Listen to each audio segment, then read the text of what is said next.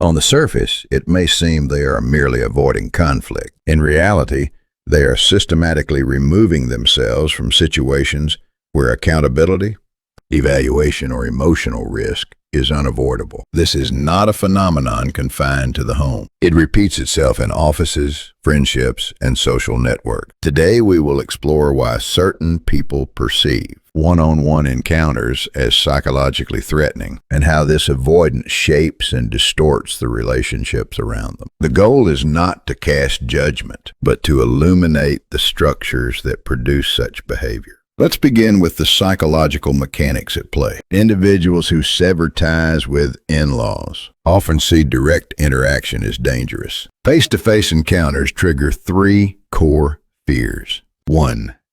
The fear of being evaluated. 2. The fear of taking responsibility. The fear that conflict will reflect on one's personal deficiencies. To manage these fears, they restructure relationships through a process psychology calls triangulation. Instead of confronting the person directly, they introduce a third party to mediate, translate, or buffer the conflict. In the workplace, this pattern is textbook, the supervisor-colleague self-triangle. Rather than speaking directly to a superior about an unfair directive, the individual confides in a colleague who is empathetic, well-connected, or willing to mediate. The colleague then conveys the concern to the superior. The original individual avoids direct exposure, preserves their image, and can claim, if challenged, "I didn't say that, I just expressed how I felt." This indirect approach allows the person to maintain the appearance of innocence while problems propagate through the network. Trust erodes, communication becomes distorted, and the organization or family gradually destabilizes. The more entrenched this pattern, the more structural the avoidance becomes. Several key principles characterize this behavior. The individual consistently positions themselves as a victim. Responsibility for the conflict is always shifted to the third party. If the situation worsens, they retreat, claiming no ill intent. The choice of the third party is never random. They are typically someone who can absorb tension without threatening the individual. Empathetic and non-judgmental. Skilled in communication or well-connected. Motivated to mediate or reconcile. In long-term friendships or marriages, these patterns are even more pronounced. A small misunderstanding with one friend becomes distorted through a third party, with emotions misrepresented and direct reconciliation avoided. The person who engineered the triangle maintains control while staying safely detached. Interestingly, this structure produces anxiety, even when relationships are stable. Paradoxically,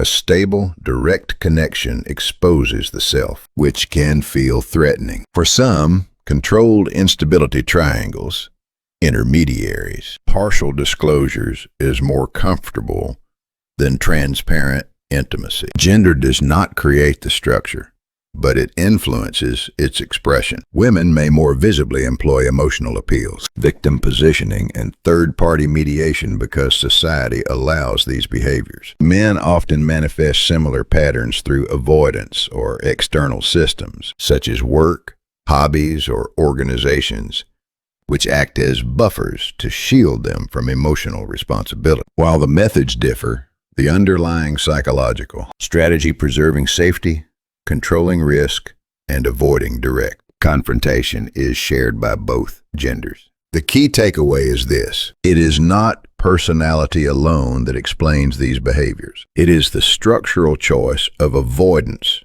over direct engagement, the orchestration of triangles, and the strategic use of intermediaries that define this pattern. By understanding these dynamics, we can move from blame to insight, seeing how relational structures shape behavior, and ultimately, how we navigate the complexities of human connection. When relationships collapse, we often rush to label the other person.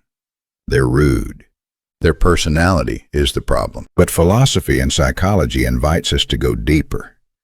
Is it truly their character, or is it the way they cope with relational stress? Some people, for example, those who sever ties with their in-laws for years, aren't simply rejecting a single family relationship. They are operating according to a pattern of survival strategy that repeats across family, work, and social life. On the surface, it appears as avoidance, but beneath it lies a structural choice to remove oneself from situations where direct responsibility, evaluation, or conflict could expose vulnerability. This mechanism is not confined to the household. At work, in friendships, and in broader social systems, the same triangular patterns, psychologists call it triangulation, emerge. Confrontation is rerouted through intermediaries.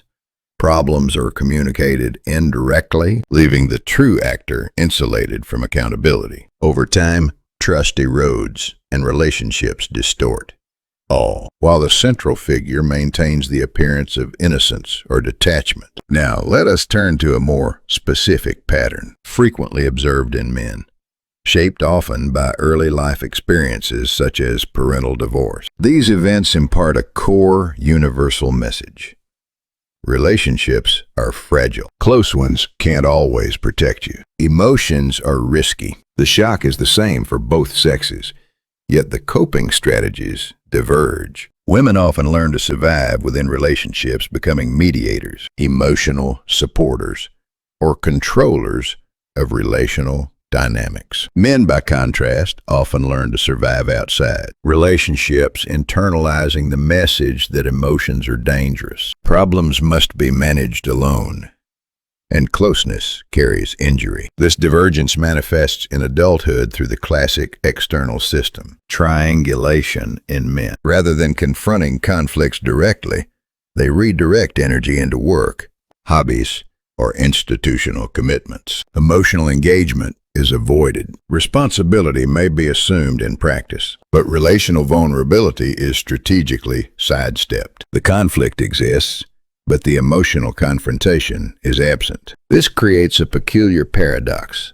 Appearances of stability mask an ongoing avoidance of relational truth. When these patterns intersect with extreme forms of avoidance, women such as cutting off in-law relationships, the husband often becomes the inadvertent triangular victim. He absorbs the emotional weight, maintains the facade of peace, and carries the burden of accountability without agency.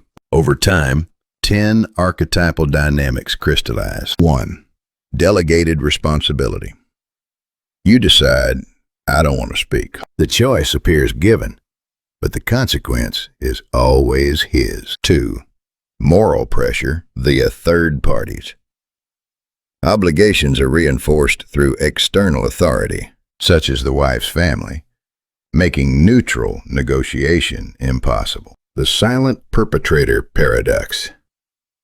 Even inaction is framed as wrongdoing, forcing the husband into a no-win position. 4. Obscured agency.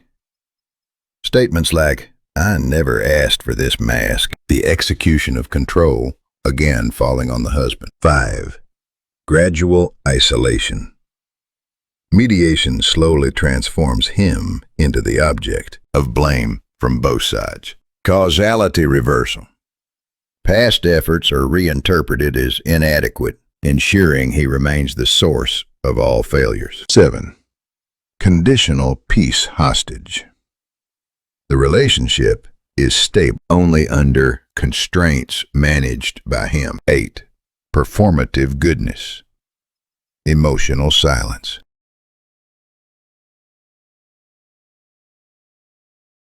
The one responsible without power. The emotional reservoir. The shock absorber of relational tension. Conversations occur, yet nothing is truly heard. Decisions appear shared, yet only he bears responsibility. Attempts at reconciliation are blocked, leaving a settled conclusion. Talking doesn't change anything. When this cycle solidifies, the relationship is internally collapsed, even if cohabitation continues. The very quiet, seemingly composed individual, the one not directly confrontational, suffers the earliest and deepest breakdown. In philosophical terms, the illusion of control and the maintenance of relational order become survival strategies. Emotional detachment is not strength, it is endurance. Awareness of this distinction is crucial. In the next segment, we will explore the psychological and philosophical nature of male silence, stoicism, and the word "I'm fine" within this triangular dynamic. Understanding that relational quiet is often a form of survival rather than indifference is essential for anyone navigating these complex structures. If you find this insight valuable, subscribing and sharing will help more people recognize and understand these invisible patterns in their own lives. In our next video, Severed In-Law Ties, Part 10, Male Silence and Triangular Dynamics, we will dissect these survival strategies with even greater clarity.